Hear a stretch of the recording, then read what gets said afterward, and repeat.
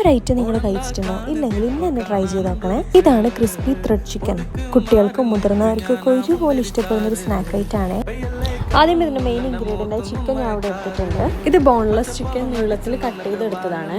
ഇതിലേക്ക് മുളക് പൊടി, മല്ലിപ്പൊടി, മഞ്ഞൾപ്പൊടി, കുരുമുളക് പൊടി, പിന്നെ ആവശ്യത്തിന് ഉപ്പും ചേർത്ത് നന്നായി മാരിനേറ്റ് ചെയ്യാം.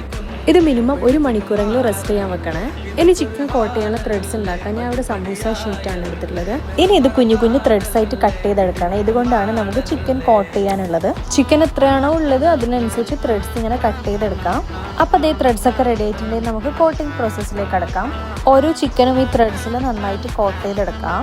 ഈ ത്രെഡ്സ് കൊണ്ട് ചിക്കൻ മുഴുവനായിട്ട് പൊതിഞ്ഞെടുക്കണേ.